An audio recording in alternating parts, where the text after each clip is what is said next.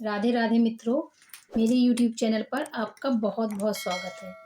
दोस्तों, अभी हम कार्तिक माह के महीने की कहानियाँ आपको सुना रहे हैं। तो आज मैं कार्तिक की कहानी सुनाती हूँ आपको, पोपाबाई की कहानी। कार्तिक पक्ष का महीना चल रहा है और जो भी कार्तिक स्नान सुनते हैं, नहाते हैं, वो इन कहानियों को सुने तो उन्हें मोक्ष की प्राप्ति होती है। एक थी पोपाबाई। वह बहुत ही धार्मिक थीं और उन्होंने अपना पूरा जीवन विष्णु जी को समर्पित कर रखा था। वह हमेशा विष्णु जी की सच्चे हृदय से पूजा करती थी। पोपा भाई के माता पिता बचपन में ही गुजर गए थे। उनका एक भाई और भाभी थे। जब भी पोपाबाई के लिए कोई रिश्ता आता, पोपाबाई मना कर देती। आखिर भाई और भाभी इस तरह तंग हो गए। उन्होंने पोपाबाई से कहा, आखिर ऐसी क्या बात है, गांव वाले हमें ताना देने लगे हैं, तुम शादी क्यों नहीं करती हो? तब पोपाबाई ने कहा, भाई मैं आज से आपके घर में नहीं रहूंगी। गांव के बाहर मेरी एक कुटिया बनवा दो और गांव वालों से कहें वो अपने पशु वहां पर छोड़ जाएं। मैं दिन भर उन्हें चराऊंगी और प्रभु की भक्ति में लीन रहूंगी और आज से कोई भी गांव वाला तुम्हें कुछ नहीं कहेगा। इस तरह पोपाबाई की बात मानकर उनके भाई ने गांव के बाहर उनकी एक झोपड़ी डलवा दी।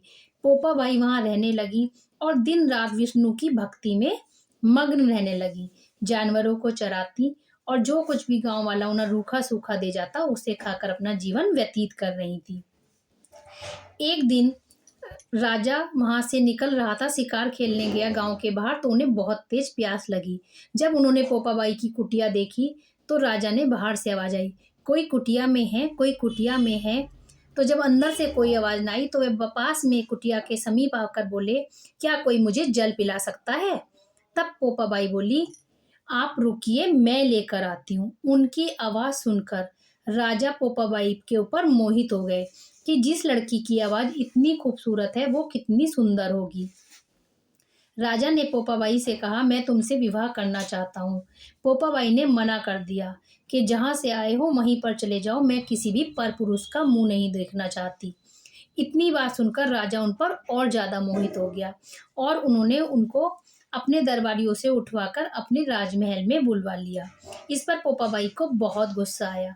पर पुरुष का इस स्पर्श पाकर उन्हें अपने अंदर बहुत ही गुस्सा आ रहा था। जब वह राजमहल में आई तो उन्होंने राजा से कहा कि वह आपको श्राप दे देंगी जिसके कारण आपका पूरा राजमहल नष्ट हो जाएगा और आप किसी भी तरह के राजा नहीं रहेंगे, आप दाने दाने खाने को मोहताज हो जाएंगे।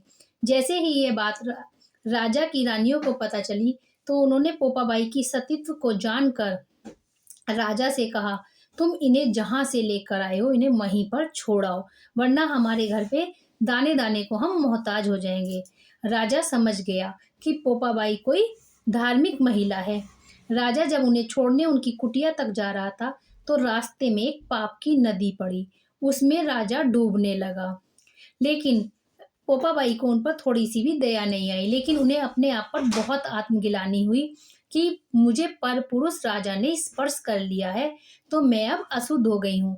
ऐसे सोचकर उन्होंने विष्णु भगवान की भक्ति का जो भी फल था उससे कहा कि मैं अपने प्राण त्यागना चाहती हूँ और इस तरह पोपाबाई ने अपने प्राण त्याग दिए। जब पोपाबाई मरने के बाद यमराज के पास पहुंची तो यमराज ने कहा, मैं आपको स्वर्ग में तो नहीं ले जा सकता क्योंकि आपने अपनी इच्छा से प्राण त्यागे हैं। विधि के विधान के अनुसार अगर आप प्राण त्यागती तो मैं आपको स्वर्ग जरूर लेकर जाता, लेकिन आप विष्णु भगवान की अनन्य भक्त हैं और कार्तिक पक्ष में आपने दीपदान किया है, विष्णु जी की सेवा की है, नदी में स्नान किया है। इस कारण मैं आपको विष्णु जी के कहने पर सोने का राज्य देता हूँ, वहां पर आप रहिए, सुखपूर्वक अपने दिन व्यतीत कीजिए और विष्णु जी की भक्ति कीजिए। दोस्तों, जिस विष्णु की भक्ति दीपदान से पोपाबाई का जीवन संवर गया, हे प्रभु हमारा भी जीवन ऐसे ही संवारना और हमें भी अपनी भक्ति में लगाना। तो ये है कार्तिक माह का महत्तम। जो भी इसको कहता और सुनता है उसे सीधे मोक्ष की प्राप्ति होती है। तो ईश्वर, हे ईश्वर तुम ऐसा करना, कहानी सुनने वाले को और सुनाने वाले को दोनों को ही मोक्ष की प्राप्ति देना। जय जय श्री राधे।